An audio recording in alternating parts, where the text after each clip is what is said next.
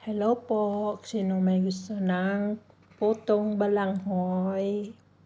Itim-itim siya. Ano po yan? Bukayo po yan. Niyog.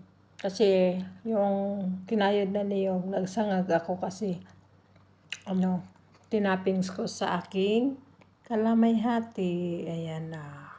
Para mabango yung kalamay-hati na mayroong ng niyog. Yung sobra nilagay ko dito.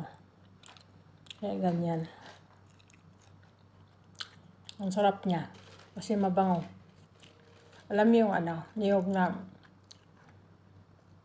naluto sa apoy. Ang bango. Kasi fresh coconut yan.